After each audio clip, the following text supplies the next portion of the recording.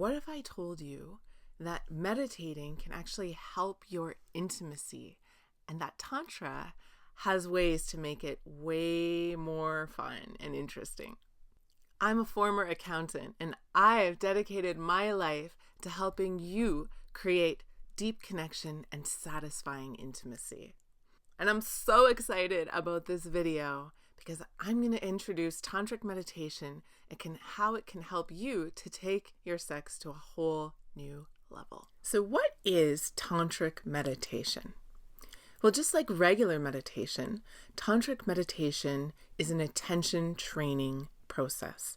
What this means is it trains us to be able to direct our attention to any place we want. This includes any place in our body. Unlike regular meditation, tantric meditation utilizes the senses, hearing, tasting, smelling, to focus our attention in a particular spot. If you've tried meditation, you might remember trying to focus on your breath. This can be very distracting because our breath is so subtle, and it's easy for our overdeveloped mind muscles to overpower and pull our attention away to what happened at work that day, or that text that you didn't get, or what you should respond to someone else. When you're learning meditation, it can be really helpful to start out with a focus that is able to capture your attention. And our five senses can be just that. They can be more tangible, more easy to grasp onto and focus on than something as subtle as the breath. So in tantric meditation, we get to bring in different elements, things that are fun, things that are even sexy. And what this does is it helps our mind to stay focused.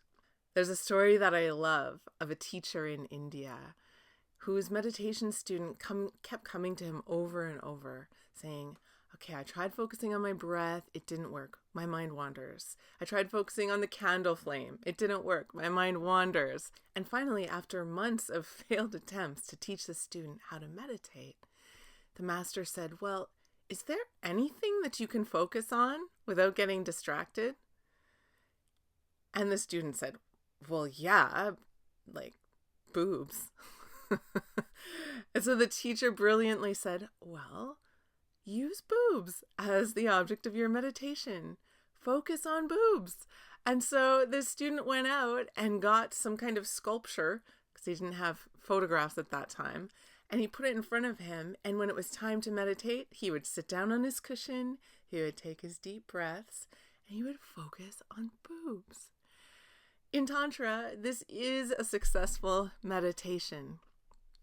Anything that can captivate our attention and keep it focused in a particular direction is a win when it comes to meditation. And so why not use the things that are around us, the physicalities that are around us, even sexuality, to train our attention to stay present and focused in one place? What's the problem with not being able to meditate?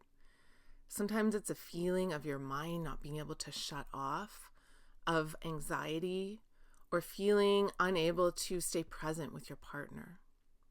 Connected to this, there can be problems in intimacy with not being able to meditate, not being able to focus our attention on a single object. Sometimes when we're in intimate moments, our mind can't shut off because it's not learned how to. And so it starts spinning in our to-do list and what we're going to do after our partner leaves or after they fall asleep, or it starts trying to solve problems, or maybe it goes into the past and starts remunerating on issues and triggers that we've got around connection and intimacy. All this inability to train our attention to stay in one spot can have the effect of us feeling distance, and our partner picks up on that.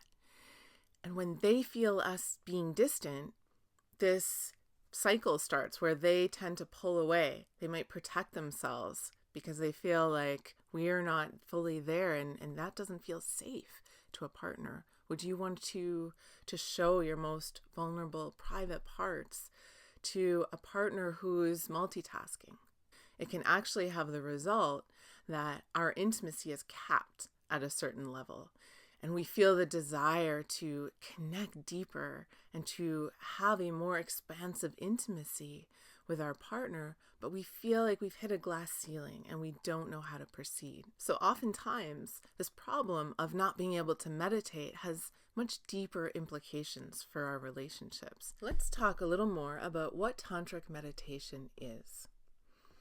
There's certain rituals that you can do with your partner where you very, very, very intensely focus on their smell or the sound of their voice or the feeling of their finger meeting your skin. The very tip of our finger has so many nerve receptors. There's over 2,000 nerve receptors just right here. And what that means is, in theory, there are 2,000 distinct, unique experiences that your finger can have. And some of the techniques in tantric meditation are training us to focus on a single spot where our fingertip reaches the skin of a partner, and focusing on that feeling and the energy that arises. Focusing so deeply that sometimes our finger might get really hot, or we might start to feel a tingling in our finger. Eye gazing is another form of tantric meditation where we focus on the eyes of our partner and breathe. It's an open-eyed meditation. And it can be so much easier to focus on the dynamic aliveness of your partner's eyes than the closed eye experience of trying to focus on your breath. You can even stroke very slowly and methodically an area of your partner's body. And this can have the effect of pulling you both into the present moment. The touch and the movement, and depending on the area of the body where you're doing this, can be just enough to anchor the mind down into the present moment, to weight it and stop it from floating off into the past or the present or the kids or the work. We can get all the benefits of a regular meditation practice through tantric meditation, using the senses. And we also have the added benefit of creating a pattern interrupt in our intimacy. So let's unpack this a little bit. Oftentimes in intimacy, our physical intimacy is like an escalator. It starts out at the bottom with a nice dinner and moves up to holding hands, then cuddling, maybe a light kiss, which turns into a makeout session, and then hands start to wander below the waist, clothes come off, etc., etc., etc. In long-term relationship, this escalator of intimacy starts to become really predictable. And it can be a routine that stays the same for the most part from beginning to end. And when we have a routine, we start to think that if the first step happens, the second, third, fourth, and eighth step are also going to happen. In situations where there's a discrepancy between the desire of the partners, the partner with lower desire can sometimes have the tendency to pull away or shut down for even these small acts of intimacy, like a gentle kiss or a cuddling.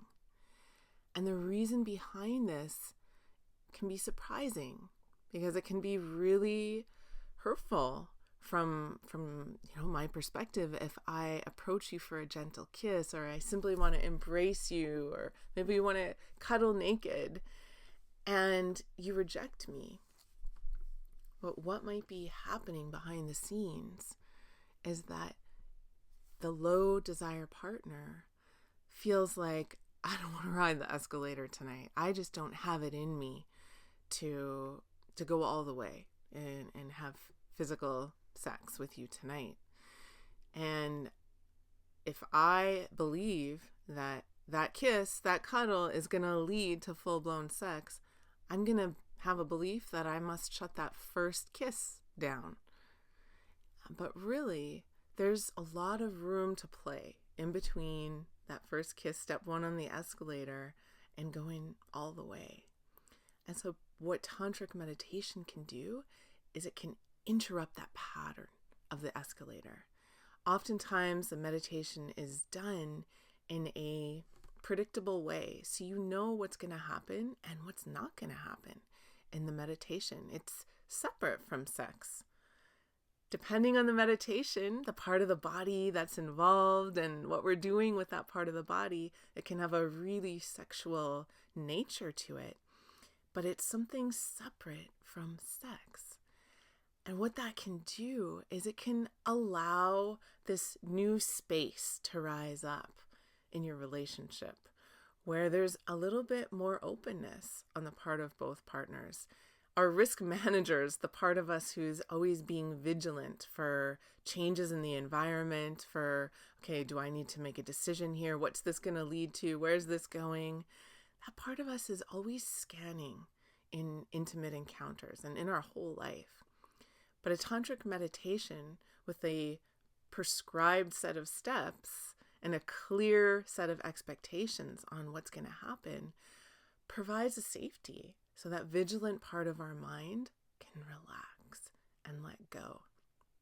And that part of our mind takes a surprising amount of energy. So if we can satisfy that part, let it relax, the effect is it frees up more energy for us to connect and to feel pleasure. And all of that has a result of creating a stronger connection and a deeper intimacy with your partner. So to sum up, tantric meditation has all the benefits of your regular meditation practice, plus the additional benefit of being really juicy and sexy and having lots of variation. And it has the added benefit of being able to supercharge your sex life. So I hope this was helpful.